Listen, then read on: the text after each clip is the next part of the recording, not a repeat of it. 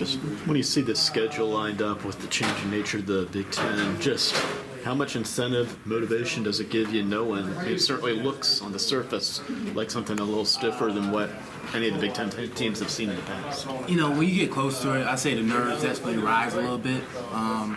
Right in here, thinking about fall camp, you're kind of under the clock now. And, we have to have a really good fall camp this year to be ready for that schedule from week 1 to week 12. So, we got a lot to work on, and this is going to be a huge fall camp for us. Going against the offense in the spring, what do you think some of the major differences are going to be about them, specifically just with guys maybe getting their feet under them, having been in that system for like a year now? Did you notice any steps forward going against those guys? Yeah, I think the O-line is really taking a step forward through all those guys. Malman, Riffro, and Gattinelli, those guys are really, playing on a string with each other. And, they truly had a run game in the spring that was tough to stop. It wasn't a true 11, 10 personnel running scheme where it's easy to stop. If you just load the box, you can stop it. But, those guys are doing a real good job in that. So I got to give my hats off to the O-line in spring. Do you think that may have to say a little above that right now, but do you think not having a guy that necessarily needs 15, 20 touches a game, gets stronger as the game goes on, maybe benefits this offense just in terms of, kind of that unpredictability in the run game like you talked about? Oh, yeah. Chez and Taui's doing a great job right now. Having true two-back system where both the guys can go in and, it's not giving off any tells that they're going to get the ball or not. And that allows us to be a little bit more universal as an offense. What gives you confidence this defense will be better this year?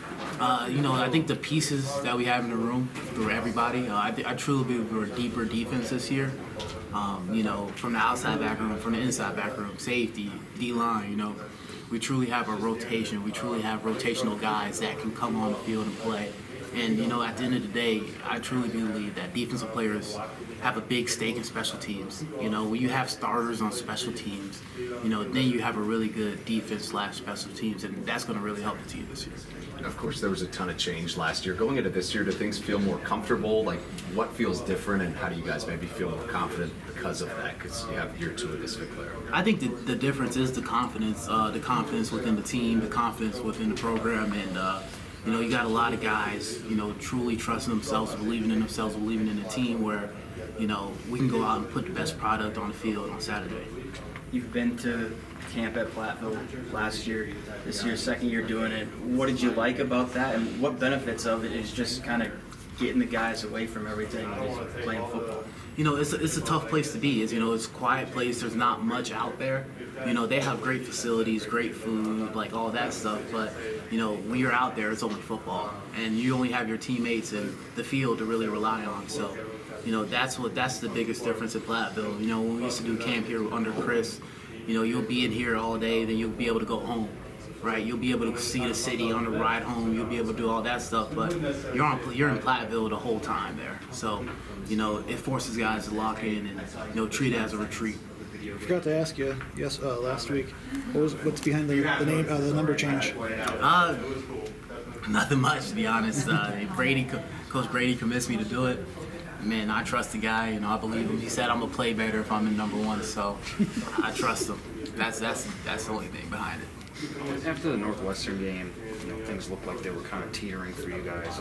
Could have fallen off the rails really quick, even the first quarter of the Nebraska game, too.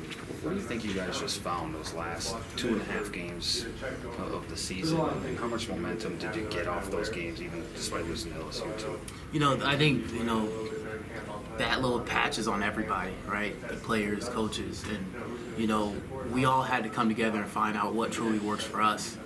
And, during that little segment, it was kind of like, we got to treat every game like a Super Bowl. Like, we can't be lackadaisical through anything. We got to practice hard and all that stuff. So, I think our intentions change, right? How we go throughout the day, how we look at things, and, we just adjusted to where we can have a chance to win.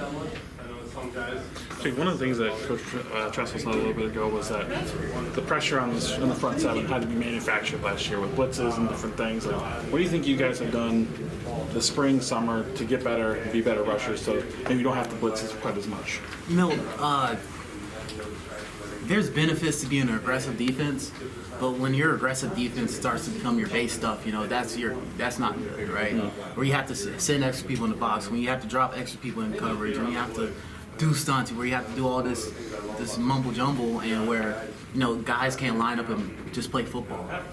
And the better of a defense you are at counterpunching, when you become a counterpunching defense, that allows you to do more stuff, right? That when you can align in your base fronts, when you can align in your base nickel packages and just play ball, that gives you a chance to be a really good defense. Now when you get to third down, or they're not expecting anything new. They don't know what's coming. So, we're truly working on that this year, and through fall camp, I think that's going to be a point of emphasis for us.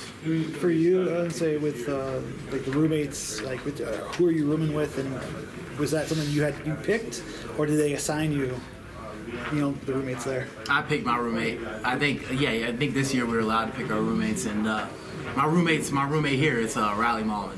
He wasn't really happy about that. I know he wanted to go with JP, but I got the first say, so I picked Riley.